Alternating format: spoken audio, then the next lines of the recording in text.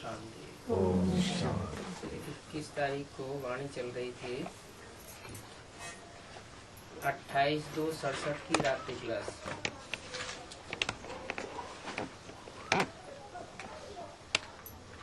इसमें बात चल रही थी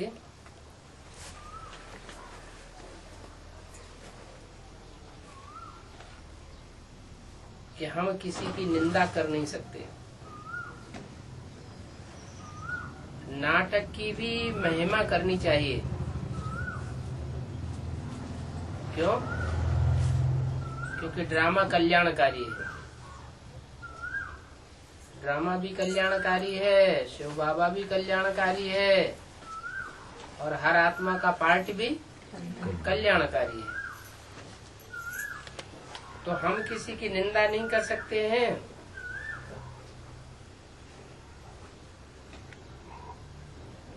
बाप बिना कोई इस माया की जेल से छुड़ा ही नहीं सकता। रावण राज्य से बाप ही छुड़ावेंगे।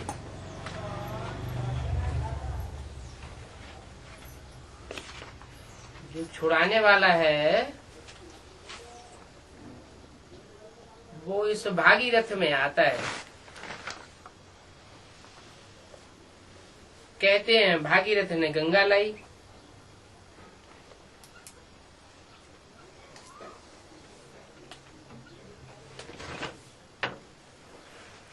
तो वो कैसे लावेंगे?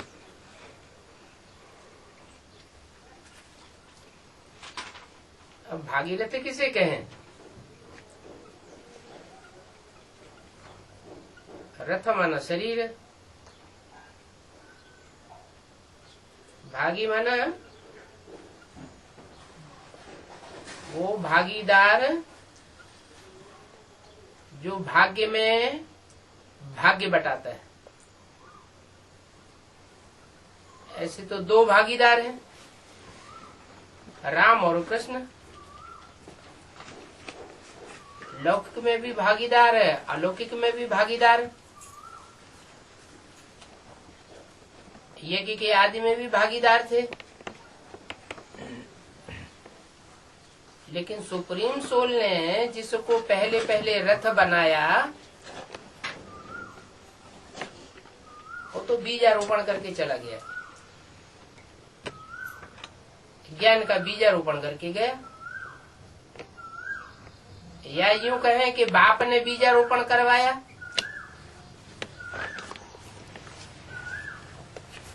बाप का काम होता है बीज बोना और अंत में बच्चों को वर्षा देना।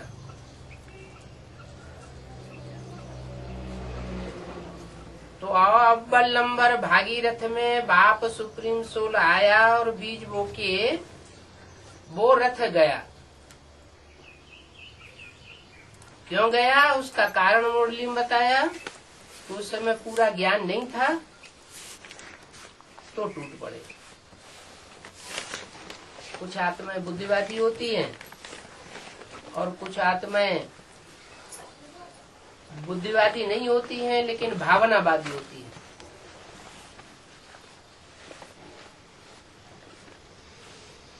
भावना से, दिल से काम करती है। दिल कहो, मन कहो, तो मन है ब्रह्मा और बुद्धि है त्रिमूर्ति में शंकर, तीसरा नेत्र। और संस्कार एक अलग तुरीय शक्ति है जो मन बुद्धि में समाये रहते हैं। संस्कार जन्म जन्मांतर के। बुद्धि कोई की कितनी भी तीखी हो, मन कितना ही प्रबल हो, लेकिन संस्कार पूर्व जन्म के अपना आकर्षण कर लेते हैं। संस्कार परिवर्तन होने से सारा ही परिवर्तन हो जाता है। लेकिन यहाँ तो रथ की बात है। विष्णु रूप जो संस्कार शक्ति है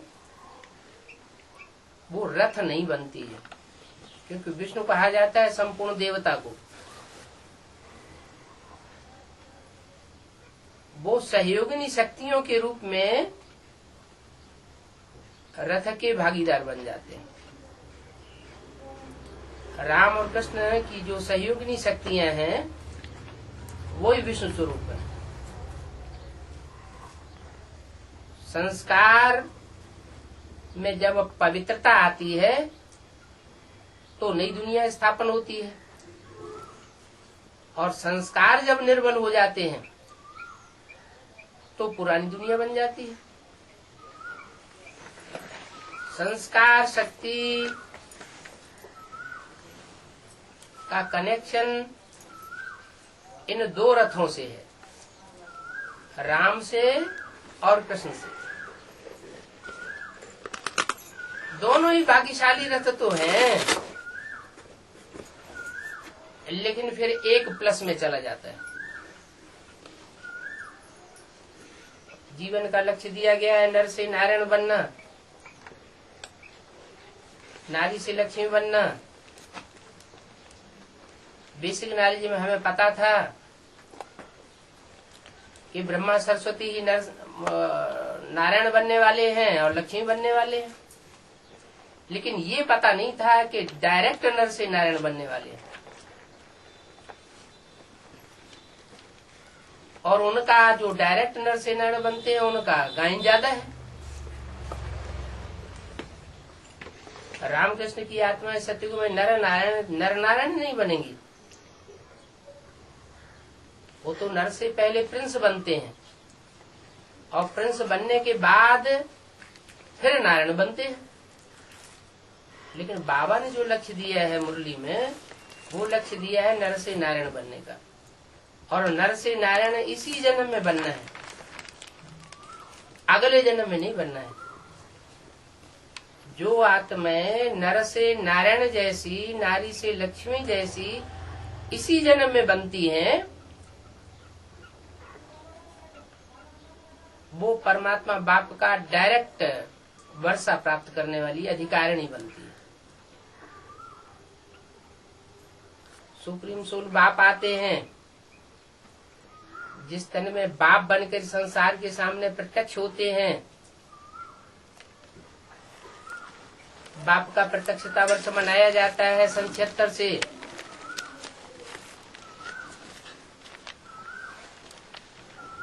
तो वो बाप के रूप में प्रत्यक्ष होकर के अव्वल नंबर भाग्यशाली रथ बनता है। रथ उसे भाग्यशाली कहेंगे जो रथ इसी जीवन में अपनी सफलता को प्राप्त करके संसार को सफल बना दे। इस जीवन में रथ को सफलता न मिले, भाग्य की बुलंदी न मिले, तो फिर उसको अव्वल नंबर नहीं कहा जा सकता।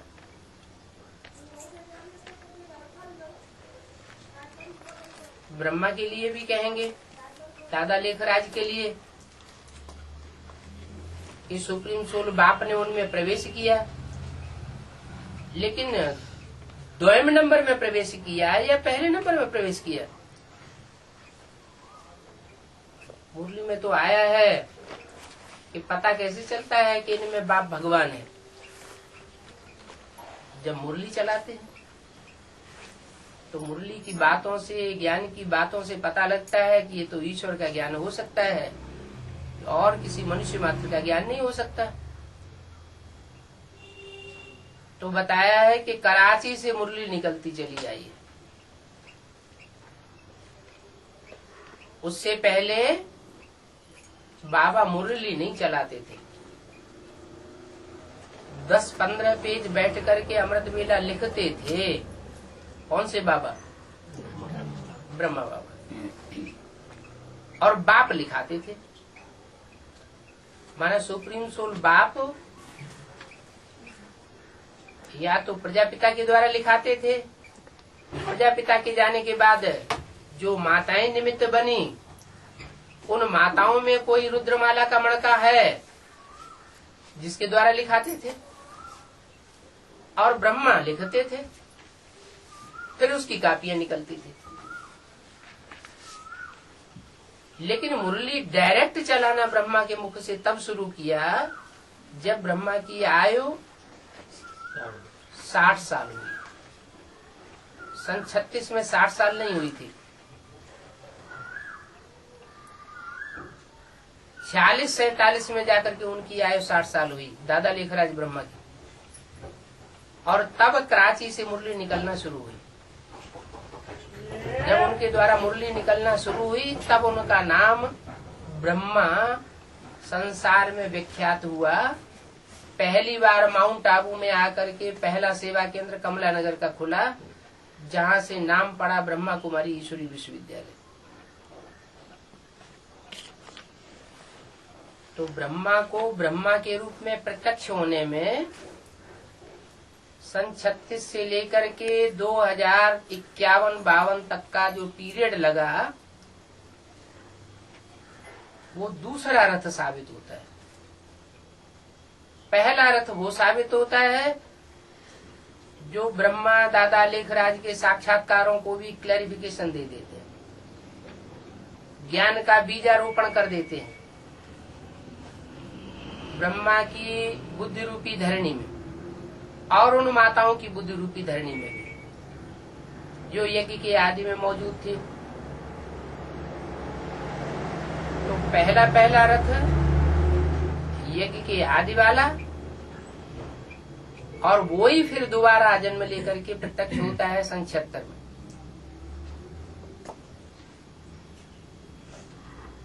जिसके द्वारा अल्लाह अव्वल दीन की स्थापना होती है।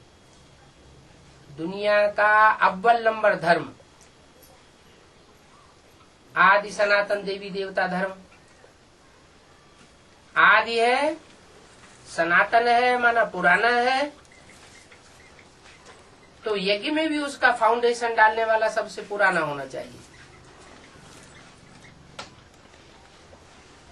आदि में भी पुराना है,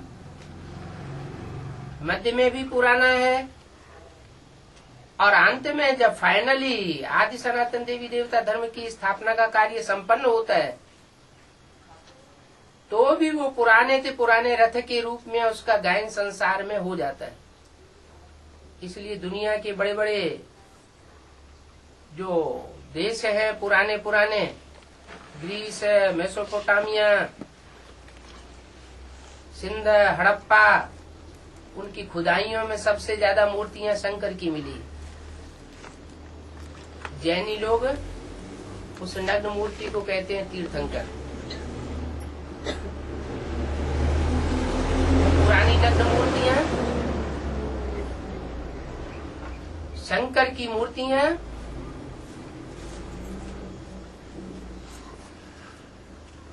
इतनी पुरानी है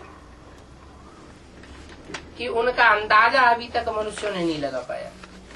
लेकिन बाप हमें बताते हैं कि दुनिया से सबसे पुरानी से पुरानी चीज है शिव लिंग, और उसके बाद ये नग्न मूर्तियां शंकर की। तो आदि रथ साबित होता है,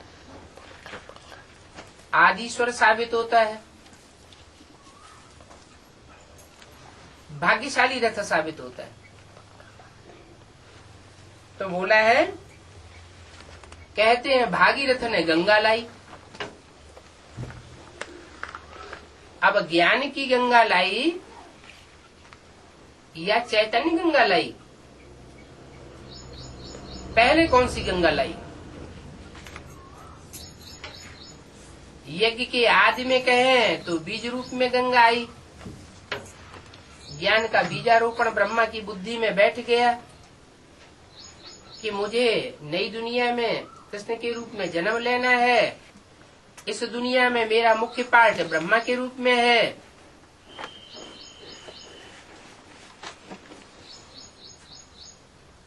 और फाइनली मुझे फिर विष्णु के रूप में भी पार्ट बजाना है। ये उनकी बुद्धि में बैठा है, क्योंकि ब्रह्मा सो ही विष्णु बनता है। प्रैक्टिकल साक्षात्कार उनको हुए थे, इसलिए वो तो पक्के बने रहे। जिसमें प्रवेश करके परमात्मा शिव ने पहले पहले उनके साक्षात्कारों का क्लैरिफिकेशन दिया, उनको तो साक्षात्कार नहीं हुए थे। तो प्रैक्टिकल अनुभूति न होने के कारण और ज्ञान का भी क्लैरिफिकेशन शुरुआत में न मिलने के कारण वो आत्मा ज्ञान में ज्यादा समय टिक नहीं सकी यज्ञ में, और उनको दोबारा जन्म लेकर के आना पड़ता है। जो पूर्व जन्म के ब्राह्मणत्व के संस्कार हैं वो साथ लाते हैं, लेकिन दोबारा जब आते हैं तब तक गीता माता जो उसका असली रूप है ब्रह्मा, दादा लेखराज जिन्होंने माँ के रूप में वास्तविक पार्ट बजाया, वो माँ का स्वरूप ज्ञान के आधार पर संपन्न हो जाता है। 68-69 में जब शरीर छोड़ते हैं तो गीता माता का ज्ञान स्वरूप जो है वो ब्राह्मणों की दुनिया में प्रत्यक्ष होता है, लेकिन उस ज्ञान गीता के रोम रोम को समझने वाला वो गीतापति भगवान के रूप में जो प्रत्यक्ष होता है वो एक ही है, जिसे भाग्यशाली रथ कहा जाता है। ब्रह्मा ने तो शरीर छोड़ दिया और हार्ट फेल होकर के शरीर छोड़ा। मुरली में तो बोला गया है कि योगियों का कभी हार्ट फेल हो नहीं सकता। योगियों का हार्ट तो बहुत मजबूत होता है, इतना हार्ट मजबूत होता है कि सारी दुनिया का विनाश इन आंखों से देखेंगे। ब्रह्मा बाबा को तो साक्षात्कार हुआ था विनाश का, तो रो पड़े थे। तो ये नहीं कहेंगे कि हार्ट मजबूत था। हाँ, कृष्ण की सोल उर्फ ब्रह्मा की सोल पावरफुल बाप का प्रैक्टिकल स्वरूप का संग पाकड़ के पावरफुल बन जाती है, और इतनी पावरफुल बनती है कि वो सृष्टि का पहला पत्ता बन जाती है।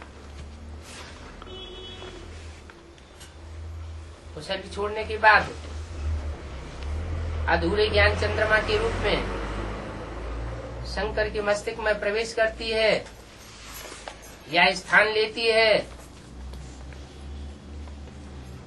तो जरूर श्रेष्ठ आत्मा है।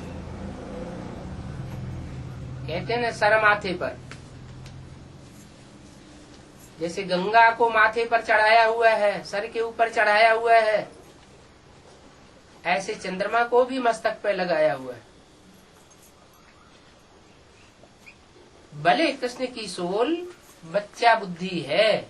मुरलियों में बोला है ब्रह्मा को शिव बाबा बेबी कहते हैं। क्यों बेबी कहते हैं? क्योंकि उनके मुख से जो कुछ भी सुनाया उसका राज ब्रह्मा की बुद्धि में डायरेक्ट नहीं बैठा। राज भी उस आत्मा की बुद्धि में तब बैठता है जब वो शरीर छोड़ने के बाद,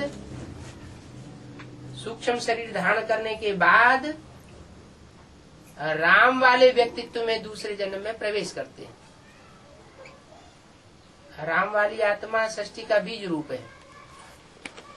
जो मनुष्य सृष्टि का बीज है, उस बीज रूप के संग के रंग में आकर कृष्ण की सोल भी बीज रूप बन जाती है। लेकिन प्रवेश करने मात्र से तुरंत जम दे जाम दे तो होता नहीं, परिवर्तन होने में टाइम लगता है। वो कृष्ण की सोल दो प्रकार के पार्ट बजाती है।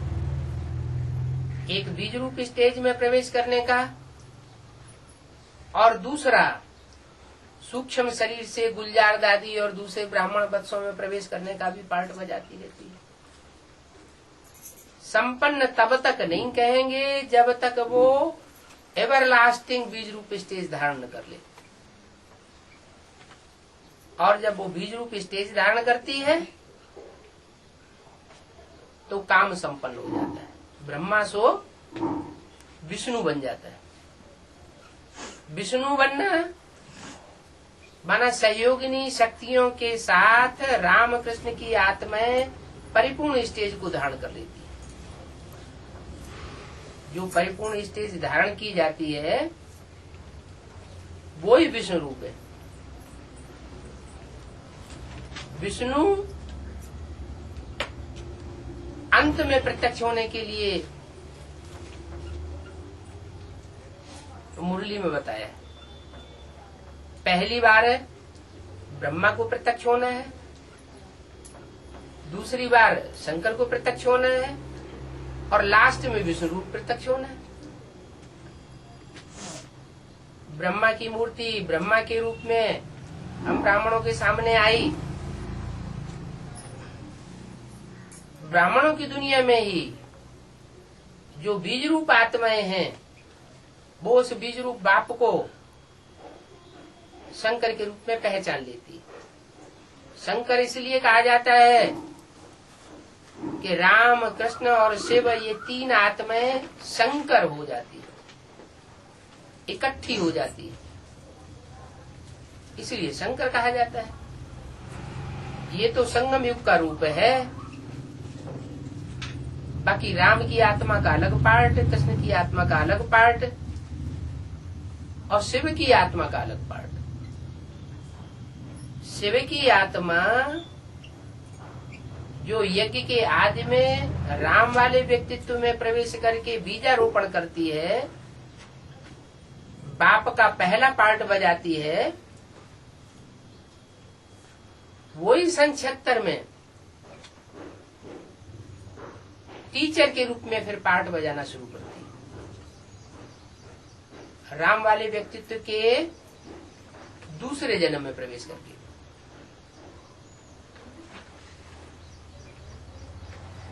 उस समय सन 36 में जिस व्यक्तित्व की आयु या आदि रथ की आयु 60 साल थी, वो सन 76 में आके 100 साल पूरी हो जाती है। माना आदि रथ जो है वो 100 वर्ष का परिपूर्ण होने पर, जैसे शास्त्रों में लिखा हुआ है कि ब्रह्मा 100 वर्ष की आयु में खलास हो जाता है। ब्रह्मा की आयु शास्त्रों में 100 साल बताई गई है। ब्रह्मा की आयु मृत्युलोक में पूरी होती है। तो शंकर को दोनों ही रूप दिखाए जाते हैं। दाढ़ी मूछ वाला रूप भी दिखाया जाता है मृत्युलोक का, और क्लीन शेव भी दिखाई जाती है, अमरलोक जिसे कहते हैं। अमरलोक में जो भी मनुष्य मात्र होते हैं, देवताएं होते हैं, उनको विकारों की निशानी दाढ़ी मूछ नहीं होती।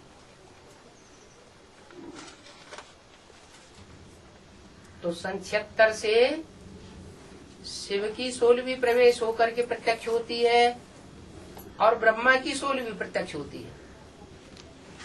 राम का व्यक्तित्व तो है ही है। तो तीनों आत्माओं का संकरण जो है वो ब्राह्मणों की दुनिया में बीज रूप आत्माओं के बीच में प्रत्यक्ष होता है। वो बीज रूप आत्माएं कौन सी है? वो वही है जो यज्ञ के आदि में थी, और राम वाली आत्मा के जाने के साथ साथ वो आत्माएं भी यज्ञ छोड़ करके गई। नंबर 12 वही आत्मा अभी दोबारा फिर एडवांस पार्टी के रूप में ब्राह्मणों की दुनिया में प्रत्यक्ष होती है। आगे भी एडवांस पार्ट बजाने वाली थी और अंत में अभी दोबारा जन्म लेकर के आती है तो भी एडवांस पार्ट बजाती है। ज्ञान में भी एडवांस, योग में भी एडवांस, धारणाओं में उनको एडवांस नहीं कहा जा सकता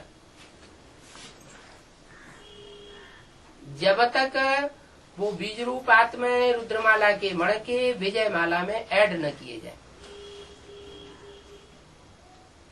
क्योंकि विजय माला जो है उसका नाम ही है वैजंती माला।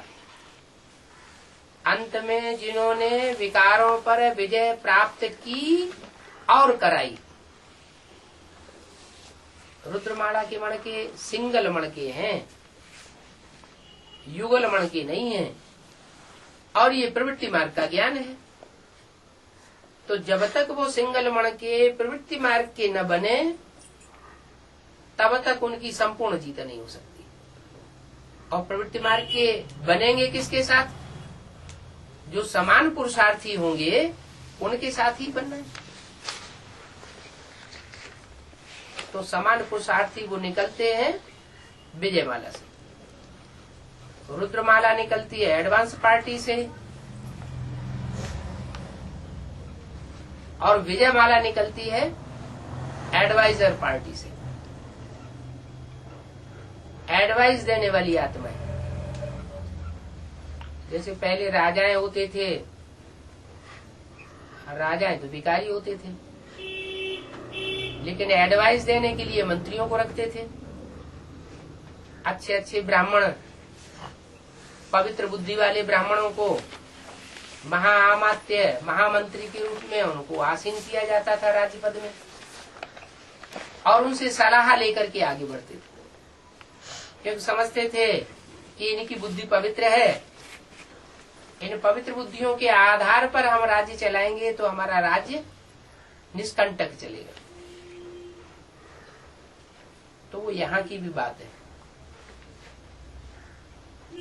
एडवांस पार्टी में जो बीज रूप आत्माएं हैं, रुद्रमाला के मणके हैं, उनकी बुद्धि में ये तो बैठा हुआ है कि हम शिव के पुत्र हैं, शिववंशी हैं, हम बीज रूप आत्माएं हैं। लेकिन बीज रूप आत्मा होने मात्र से ही सारा कार्य संपन्न नहीं हो सकता है। बीज को धरणी भी चाहिए, धरणी में धारणा होती है। धरणी में जितनी सहन शक्ति होती है उतनी सहन शक्ति और किसी में नहीं होती। धरणी माने कन्या माताएं, कन्या माताएं ज्यादा धारणा स्वरूप होती।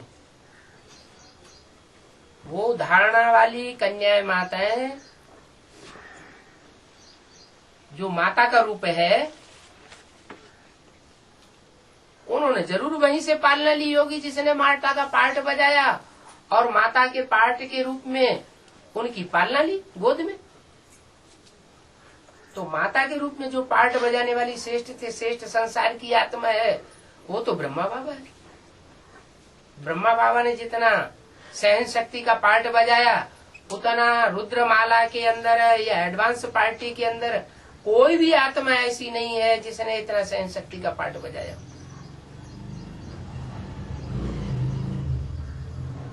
तो धारणा मूर्ति के रूप में ब्रह्मा की गोदी में जो आत्माएं पली, उन पलने वाली आत्मा में कोई श्रेष्ठ आत्मा ऐसी निकलती है, बेसिक नॉलेज की आत्माओं में से ही, जो रुद्र का मणका नहीं बनती है, रुद्रमाला का मणका न बन करके विजयमाला का मणका भांति बनती है। माना विकारों पर पहले पहले विजय प्राप्त करती है और कराती है। इसके लिए बाबा ने एक मिसाल दी है मुरली। एक पंडित जी थे, एक बुढ़िया थी, दोनों को नदी पार करनी थी। पंडित जी अपनी पंडिताई जो दिखा रहे थे, ऐसा करना है वैसा करना है, और बुढ़िया सुन रही थी, धारण कर रही थी। बुढ़िया तो पार निकल गई, पंडित जी रह गए।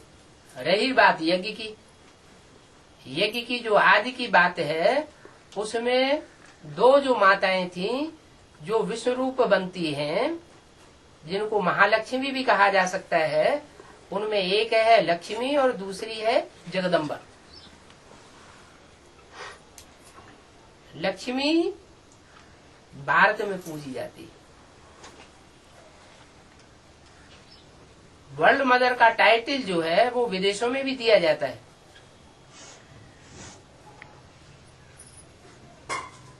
वर्ल्ड मदर माने सब धर्मों की मां।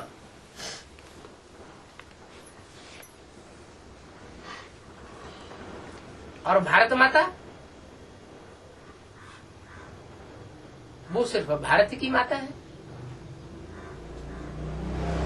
तो वर्ल्ड मदर और भारत की माता, इन दोनों में फर्क तो जरूर होगा। वर्ल्ड मदर जगदम्बा है, भारत माता लक्ष्मी है अथवा पार्वती है। जिसे भारत माता के रूप में आज टाइटल देते हैं लोग, बड़े बड़े प्रतियोगिताएं करते हैं, तो मिस इंडिया नाम देते हैं, कोई को मिस वर्ल्ड नाम देते हैं। मुरली में बोला है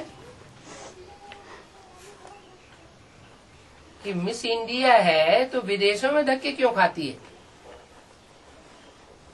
मिस इंडिया को तो फिर भारत में होना चाहिए, भारत की सेवा करनी चाहिए।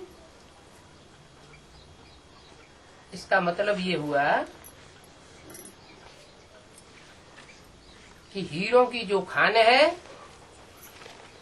वो विश्व में सबसे बड़ी खान बनती है जाकर के अफ्रीका में। उसका फाउंडेशन यहाँ संगम युग में पड़ता है।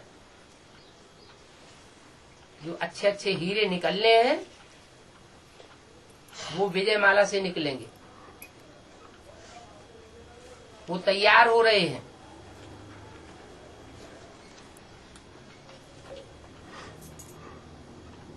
उसकी यादगार में भारत में इंडिया गेट बनाया हुआ है, दिल्ली में भी बनाया हुआ है और बंबई में भी बनाया हुआ है। माना विदेश से आती है। और जगदम्बा उसका जो स्थान है, जो सारे जगत की मां मानी जाती है, उसका मूल स्थान दिल्ली है। एक दिल्ली ही एक ऐसा शहर है जिसमें सब धर्म की आत्माओं ने राज्य किया है। इसलिए अव्यक्तवाणी में बोला है, दिल्ली का परिवर्तन सारी दुनिया का परिवर्तन। दिल्ली का सुधार सारे भारत का और सारी दुनिया का सुधार। इतनी जिम्मेवारी डाल दी है दिल्ली के ऊपर, क्योंकि वो जगत की माता है। धरणी का परिवर्तन होता है तो फसल बहुत अच्छी पैदा होती है। बीज का भी परिष्कार किया जाता है। तो दोनों के ऊपर ध्यान दिया जाता है, बीज का भी परिवर्तन करना, परिष्कार करना, और धरणी का भी परिष्कार करना।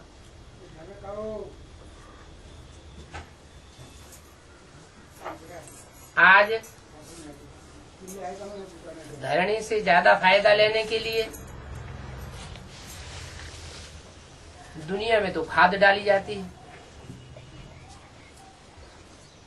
जिस खाद में मुख्य खाद है, नाम दिया जाता है यूरिया। यूरिन शब्द से बनी है यूरिया। वो तो हद की बात होगी। ब्राह्मणों की बेहद की दुनिया में बाप ने हम ये क्लियर कर दिया है क्या आवे से धरणी पर मूत की पैदाइश खलास होनी है। ये खाद नहीं चलेगी। धरणी को जो खाद चाहिए वो मूल रूप में चाहिए जैविक खाद। जैविक खाद का मतलब है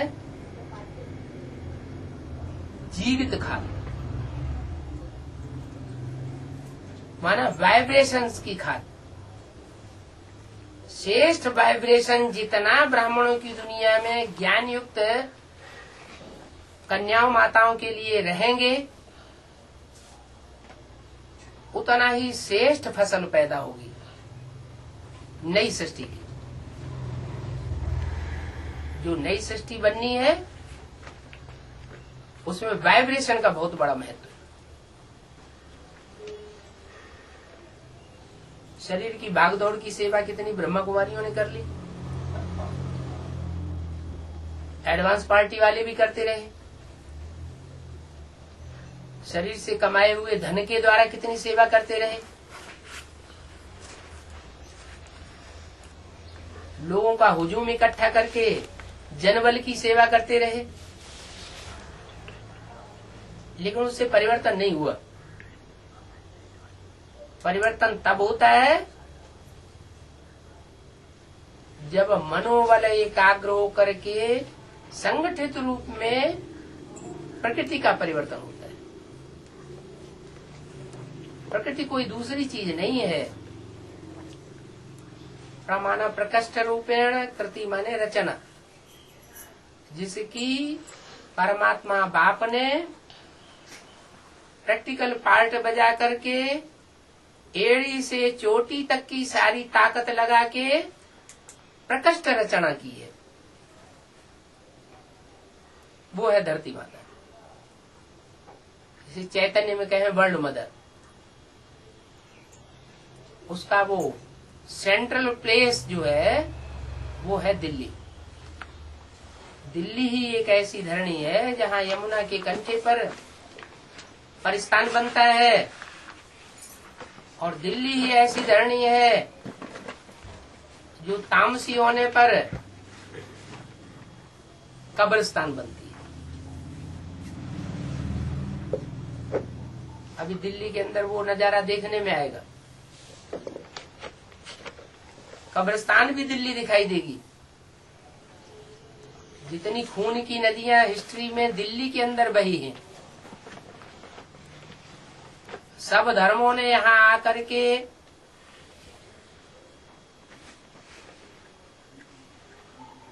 अपना राज्य स्थापन करने के लिए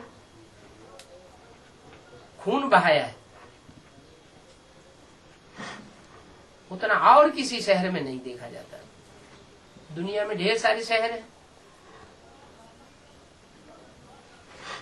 इसलिए दिल्ली का जो वायुमंडल है, मौसम है, वो दुनिया के ऊपर असर डालने वाला है।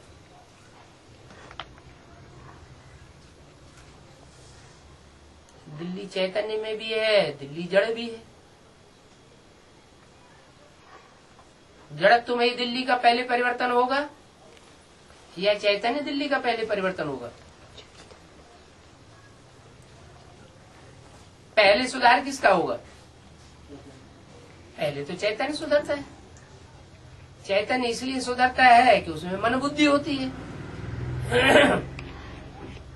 चैतन्य कहा ही जाता है हलन चलन वाले को, बोलते चालते को। तो जरूर कोई ऐसी आत्मा है जो सारी दुनिया की जो भी प्रकृति है, पृथ्वी, जल, वायु, अग्नि, आकाश, उस सबका एक संघात है जिसे प्रकृति कहा जाता है। विदेशी लोग नेचर को बहुत मानते हैं।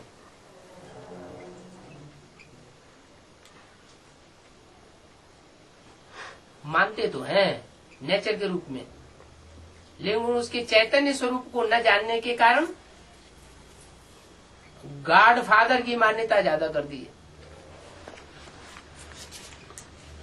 और गॉड मदर को कोई विशेष मान्यता नहीं देते। सिर्फ प्रकृति में खेल करना जानते हैं, लेकिन प्रकृति का मान सम्मान क्या है वो नहीं जानते। भारतवासी जो हैं वो जगदम्बा की पूजा करते हैं। ब्रह्मा ही जब संपन्न बनता है दाढ़ी मूछ वाले विकारी स्वरूप को शरीर छोड़ करके जब चैतन्य उस शक्ति में, प्रकृति में कहो, धरणी माता में कहो, दिल्ली में कहो, प्रवेश करता है तो जगत माता के रूप में संसार में पूजा लेता है। ब्रह्मा के दो रूप हो गए, एक वो दाढ़ी मूछ वाला रूप जिसकी पूजा नहीं होती, और एक वो रूप स्त्री चोला जिसकी पूजा होती है। ब्रह्मा की सोल ही उसमें प्रवेश करके पूजा लेने वाली बनती है। दो रूप हो गए जगदम्बा में, एक शरीर रूपी रथ और दूसरा उसमें प्रवेश करने वाली ब्रह्मा की सोल। दोनों के बीच में परिवर्तन सबसे पहले किसमें होगा? ब्रह्मा की सोल में पहले परिवर्तन होगा या शरीरधारी आत्मा में पहले परिवर्तन होगा?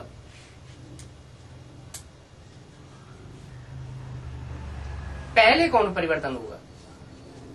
ब्रह्मा तो अनेकों की नाम है।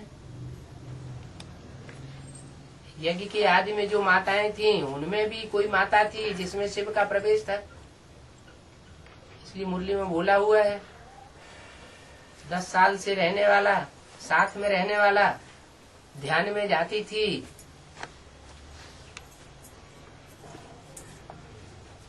उनमें बाबा प्रवेश करते थे।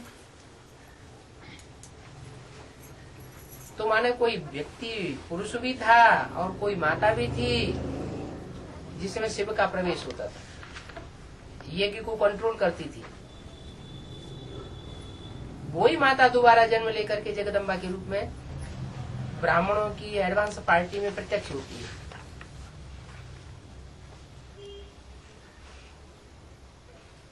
वो जगदम्बा है, प्रकृति का रूप। प्रकृति को पॉल्यूट करने वाले भी विदेशी लोग हैं सबसे जास्ती, भारतवासियों ने भी पॉल्यूट किया है।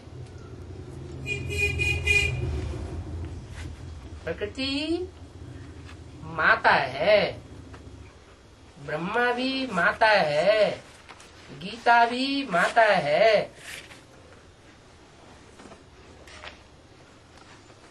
लेकिन इन माताओं की दुर्गति कलयुग के अंत में सबसे जास्ती क्यों हो जाती है?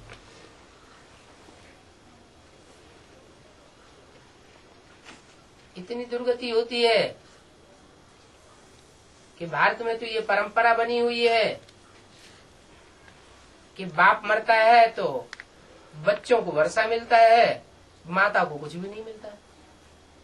ये तो अभी बाप आए हैं तो माताओं का भी हिस्सा बनने लगा, कन्याओं का भी हिस्सा बनने लगा प्रॉपर्टी में।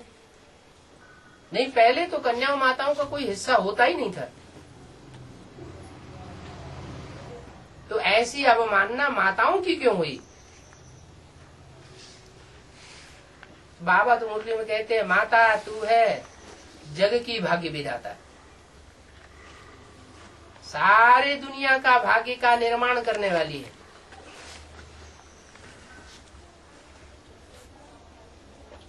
तो जो भाग्यशाली रथ है उसके भाग्य का निर्माण करने में किसका सहयोग होगा? फिर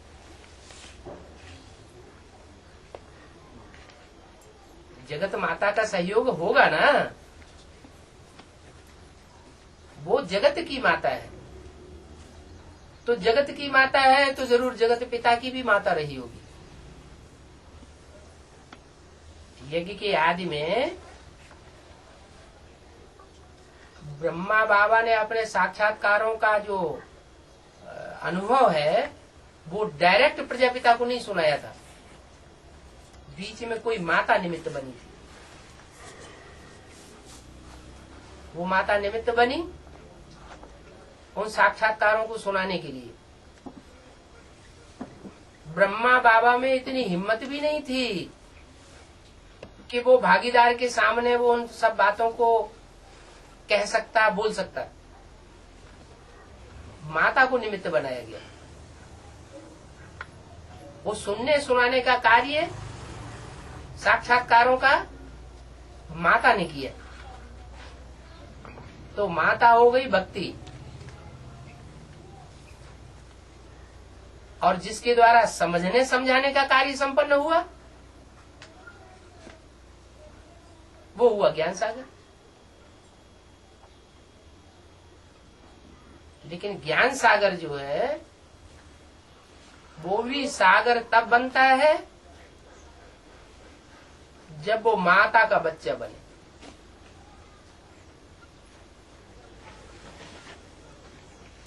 इसलिए मुरली में बोला हुआ है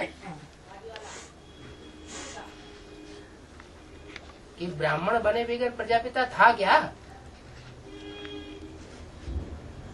माना पहले प्रजापिता होगा कि पहले ब्राह्मण बनेगा? पहले ब्राह्मण बनना पड़ेगा। और ब्राह्मण उसी को कहा जाता है जो ब्रह्मा की औलाद बने। ब्रह्मा की औलाद जब तक न बने तब तक ब्राह्मण कैसे बन सकता है? जैसे विष्णु के फॉलोअर वैष्णव,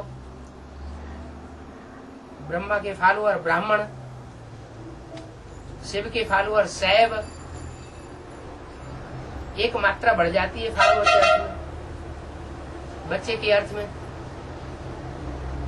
तो ब्रह्मा का जो फॉलोअर बनता है, ब्रह्मा का जो बच्चा बनता है वो ब्राह्मण कहा जाता है, एक मात्रा बढ़ जाती है। पहला पहला ब्राह्मण बनता है, वही फिर पहला पहला देवता बनता है। जो पहला देवता बनता है वही पहला क्षत्रिय बनता है, वही पहला वैश्य बनता है, वही पहला शूद्र बनता है, और वही पहला फिर से ब्राह्मण बनता है। इसलिए भक्ति मार्ग में बोल देते हैं, हनुमान की जब पूजा करते हैं तो बोलते हैं चारों युग प्रताप तुम्हारा है, प्रसिद्ध जगत उजियारा। चारों युगों की आदि में वो आगे आगे जाता है, लेकिन माता को आगे रखना पड़ेगा। यज्ञ के आदि में भी माता आगे थी, मध्य में भी वो माता आगे रहती है, और अंत में भी उस माता का जो मर्तबा होगा संसार में, जगत माता का, वो मर्तबा आज के समय में जो बड़ी बड़ी दीदी दादी दादाएं बैठे हुए हैं उनका भी नहीं। जो मर्तबा जगत माता का होने वाला है वो मर्तबा देना पड़े, क्योंकि माताओं को ही सबसे ज्यादा नीचे गिराया गया है, माताओं को ही सबसे ज्यादा ऊंचा उठाना पड़े, उनकी रहबरी में पलना पड़े ब्राह्मणों को। इसलिए बोला है माता तू है जग की भाग्य विधाता। भले माताओं की पूजा होती है, सीढ़ी में चित्र दिखाया गया है कि देवी की पूजा कलयुग में होती है, सिंगल देवी की पूजा।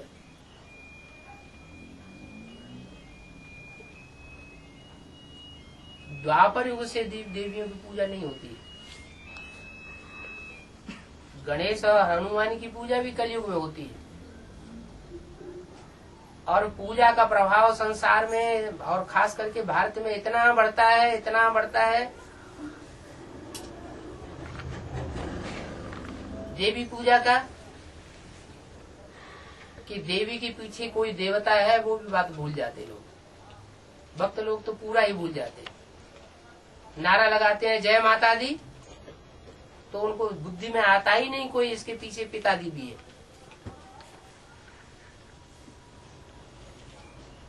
अब बाप तो आकर के प्रवृत्ति मार्ग की स्थापना करते हैं, लेकिन वो प्रवृत्ति मार्ग भी तब स्थापन होना है जब उन स्वर्ग का गेट खोलने वाली माताओं को आगे किया जाए। मुरली में बोला है ब्रह्मा के द्वारा स्वर्ग के गेट खुलवाते हैं, लेकिन ब्रह्मा के रूप में जिसने मुख्य पार्ट बजाया सहन शक्ति का, वो तो शरीर छोड़ गया। फिर स्वर्ग का द्वार खोलने के निमित्त कौन सी माताएं बनेंगी? जरूर ये रुद्रमाला और विजयमाला में जो भी मुख्य माताएं हैं वो मुखिया माताओं के रूप में संसार में प्रत्यक्ष होती है और स्वर्ग का गेट खोलने के निमित्त बनती है। वो स्वर्ग का नजारा तैयार होता है जमुना के कंठे पर दिल्ली में। इसलिए इशारा भी दिया है कि 3 पांडव भवन बनेंगे। एक स्वर्ग का नजारा दिखाने वाला जमुना के कंठे पर, और एक तपस्या का नजारा दिखाने वाला माउंट आबू में शांति धाम। जमुना के कंठे पर सुख धाम, माउंट आबू में शांति धाम, और विश्व को कंट्रोल करने वाला भी एक पांडव भवन होगा जिसकी यादगार स्वामी नारायण मंदिर अहमदाबाद में दिखाया जाता है। 108 वत्स सारे विश्व को कंट्रोल करते हैं।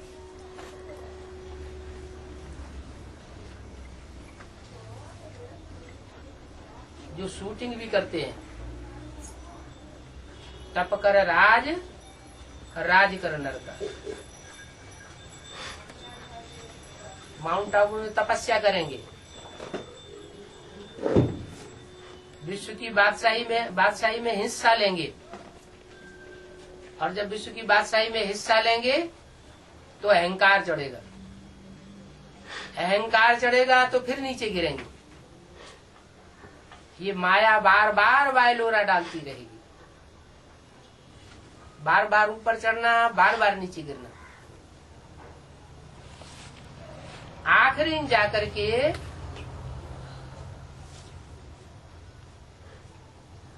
वो शालिग्राम बन जाते हैं। शालिग्राम भी एक तरह का पत्थर होता है, पहाड़ों से टकराते टकराते नदी में, सागर में जब पहुंचता है तब वो गोल गोल मणके बनते हैं। अभी अंत में भी ऐसे ही होगा। जो रुद्रमाला के मणके जन्म जन्मांतर के राजाएं हैं, उन राजाओं ने जितना अत्याचार किया है द्वापर कलयुग में, उतना अत्याचार साधारण पब्लिक ने नहीं किया है। अनेक जन्मों का पाप का बोझ है, उसके लिए गहरी तपस्या चाहिए, और वो तपस्या का बल अभी जो पुरुषार्थ चल रहा है वर्तमान में, अपने अपने घर में बैठ करके गीता पाठशालाएं चल रही हैं, कोई जा रहे हैं, कोई नहीं जा रहे हैं, कोई घर में ही बैठ करके मुरली पढ़ना सुनना शुरू कर देते हैं। उससे वो वायुमंडल बनने वाला नहीं है। जो संगठन की शक्ति आने चाहिए वो नहीं आएगी। शास्त्रों में जो लिखा है, संघौ शक्ति कलौ युगे,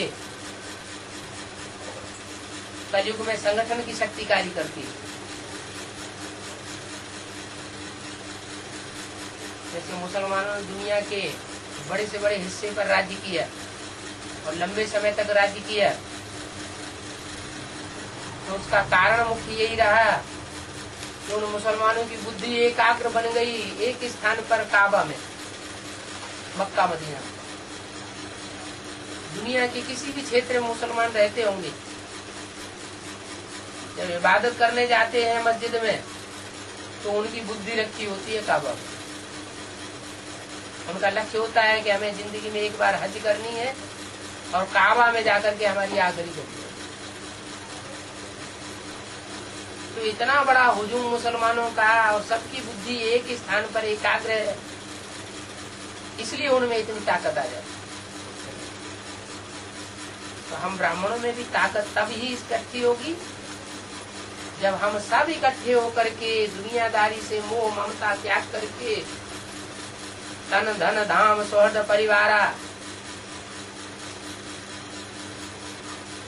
तन की भी बाजी लगाएं, सारे धन की भी बाजी लगाएं,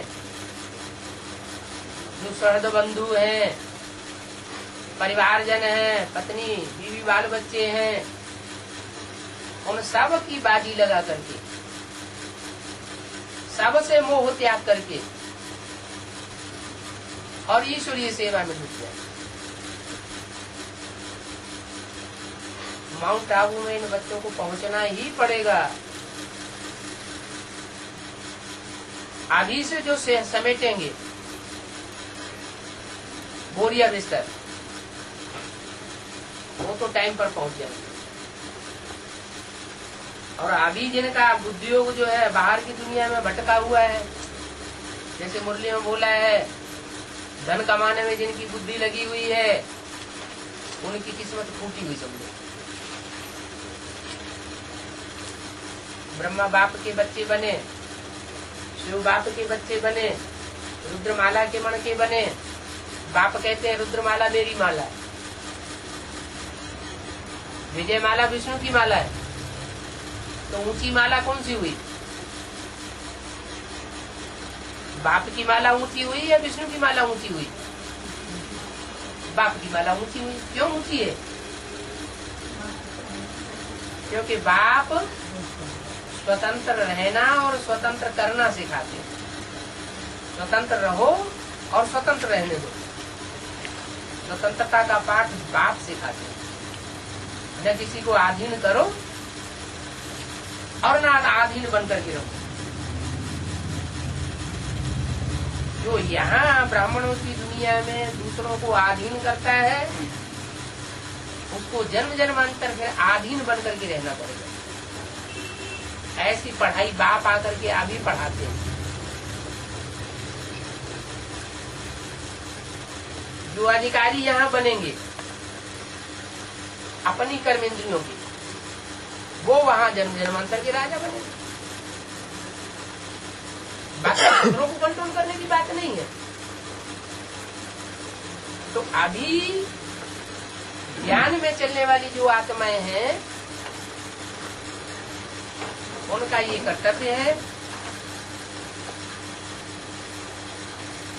कि वो चारों तरफ से अपना ममत्व समेटे और समेट करके सारी शक्ति माउंट आबू में अपना संगठन बनाने के लिए लगा दें। है बड़ा काम। माउंट आबू जो हुजूम बैठा हुआ है वो सारा विधर्मियों का बैठा हुआ है। ब्राह्मणों की दुनिया में जो भी आत्माएं शूटिंग करने के लिए बैठी हुई है,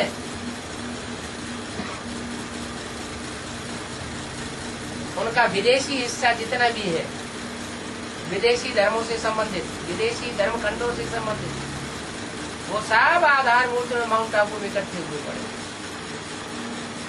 बड़ा हुजूम है। लेकिन अव्यक्त वाणी में बाप दादा ने इशारा दिया हुआ है, इसलिए घबराने की बात नहीं है। बाबा ने बोला है मधुवन वालों को मधुवन छोड़ना पड़ेगा, ज्ञान सरोवर वालों को ज्ञान सरोवर छोड़ना पड़ेगा, ताला भी नहीं लगाने देंगे, इतनी इमरजेंसी आ जाएगी, छोड़ना पड़ेगा। और गीता पाठशाला वालों को गीता पाठशाला छोड़नी पड़ेगी।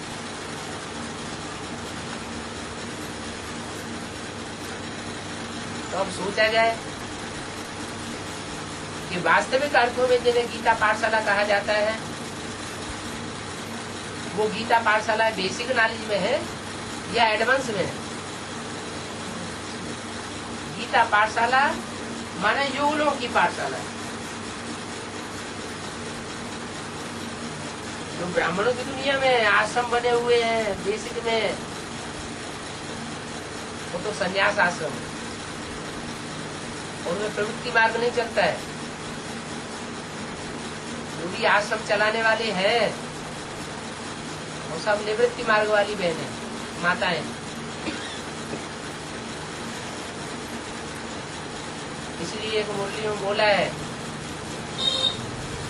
संन्यास आश्रम के सामने ही जाकर के सेंटर खोल दो, गीता पाठशाला खोल दो, संन्यास आश्रम के सामने तुम जब गीता पाठशाला खोलेंगे तो बहुत मजा आएगा। क्या मजा आएगा? सामने ही दरवाजा है संन्यास आश्रम का, सामने ही दरवाजा है प्रवृत्ति मार्ग की गीता पाठशाला का। तो एक तरफ सच्चाई दिखाई देगी, दूसरी तरफ झूठापन दिखाई देगा। संन्यास आश्रम जो है वो झूठा आश्रम, संसार का कल्याण करने वाला रास्ता नहीं है। भगवान का सिखाया हुआ जो प्रवृत्ति मार्ग है वो सच्चा रास्ता है, सृष्टि को चलाने का श्रेष्ठ, सुखमयी और शांतिमयी रास्ता बताने वाला रास्ता है। तो सच्चे और झूठे में रिवोल्यूशन जल्दी होगा और प्रत्यक्षता हो जाएगी। क्या प्रत्यक्षता होगी? जो एक जगह ऐसे हुए हैं, वाकई कि जहाँ जहाँ एडवांस वालों ने जाकर के बेसिक के सामने गीता पाठशाला खोली या सेंटर खोला, तो 1-2 साल के अंदर ही वो अपना सेंटर उठा करके दूर चले गए। पहले तो लड़ाई लड़ने की कोशिश की, हाथापाई करने की कोशिश की, लेकिन उससे कुछ बनता बिगड़ता दिखाई नहीं पड़ा, तो फिर छोड़ी चले गए। तो लोगों को ये निश्चय हो जाता है, विश्वास हो जाता है कि सच्चा अडिग होता है और झूठा डिग जाने वाला। ये हिस्ट्री की बातें हैं। भारतवर्ष अडिग रहता है, भारतखंड ही अडिग क्यों रहता है? दूसरे धर्मखंड क्यों डिग जाते हैं? क्यों समुद्र के अंतराल में चले जाते हैं? क्या कारण है?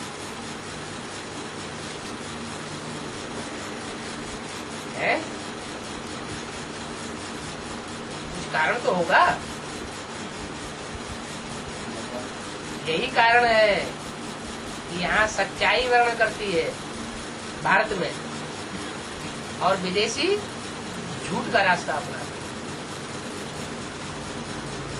सीढ़ी के चित्र में भी क्लियर कर दिया है, झाड़ के चित्र में भी क्लियर कर दिया है कि काम, क्रोध, लोभ, मोह, अहंकार के जो रूप है वो कहाँ से आते हैं? ये विदेश से आते हैं। कामी इस्लामी आते हैं, क्रोधी क्रिश्चियंस आते हैं जो एटम बम बनाने के निमित्त बने हुए हैं, लोभी मुस्लिम आते हैं जो भारत को लूट लूट करके ले जाते हैं, मोही महर्षि दयानंद के जो फॉलोअर्स बने कांग्रेसी, जिन्हें प्रजा का मोह है, और अहंकारी रशियंस। कोई कहे ठीक है, कामी, क्रोधी, लोभी और अहंकारी रशियन ये तो विदेशी हो गए। ये मोही महर्षि दयानंद के फॉलोअर्स जो है उनको विदेशी कैसे साबित कर दिया? ये इसलिए विदेशी साबित होते हैं, ये विदेशों से प्रभावित होकर के आए हैं। ये आर्य समाज ही ऐसा धर्म है जो कोई धर्म को मान्यता नहीं देता वास्तव में। ये कांग्रेसी जो है कोई धर्म को नहीं मानते हैं, धर्मनिरपेक्ष राज्य की प्रशंसा करते हैं। हमें किसी धर्म की जरूरत नहीं है, हमें सिर्फ वोट चाहिए, किसी भी धर्म को फॉलो करें। बाबा कहते हैं रिलीजन इज माइट। क्या धर्म में ताकत होती है? अगर धर्म को एक किनारे रख दिया तो राज्य में कोई ताकत नहीं होती, और यही कारण चल रहा है। किसी धर्म विशेष की धारणाओं को अपनाने में जो आत्माएं लगी हुई, भले झूठे धर्म, तो वो भी ताकतवर बने हुए हैं। अभी तो भगवान आकर के धारणाएं सिखा रहा है, धर्म की बातें सिखा रहा है। तो एक भगवान की बताई हुई बातों पर जो चलने वाले होंगे, उनमें जितनी ताकत होगी उसे दूसरों में ताकत नहीं हो सकती। उन धर्मों का मुख्य जो मुखिया है जिसे कहें, वो आज सनातन देवी देवता धर्म, अल्लाह का अव्वल नंबर स्थापन किया हुआ धर्म, वो अव्वल नंबर धर्म, उसमें जितनी श्रेष्ठ धारणाएं हैं और उनको सिखाने वाला जो प्रैक्टिकल है, उसका नाम दिया है भागीरथ। क्यों भाग्यशाली रथ है? क्योंकि धर्म के धक्के सबसे जास्ती वो ही खाता है। जितने भी धर्म पिताएं आए उन सब ने धर्म के धक्के खाए, उन सब ने उस आदि पिता को ही फॉलो किया। धर्म स्थापना के लिए धक्के खाना कोई नीच बात नहीं, ये बहुत श्रेष्ठ बात है।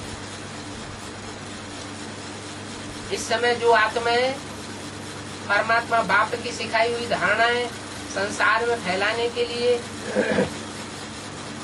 जितने धक्के खाएंगी, उतना ऊंचा पद उनका बनेगा जन्म जन्मांतर। अभी कर लिया एक जन्म में, वो अनेक जन्म बैठ करके कितना ऊंचा भागी बनता है। तो नंबरवार भागीरथ तैयार हो रहे हैं। ये रुद्रमाला के जितने भी मणके हैं 108 सारे भाग्यशाली हैं। इनसे ऊंचा भाग्य और दुनिया में किसी का होता नहीं। ये जन्म जन्मांतर के राजा हैं। सतयुग में भी राजा बनते, त्रेता में भी बनते, द्वापर में भी बनते और कलयुग में भी बनते।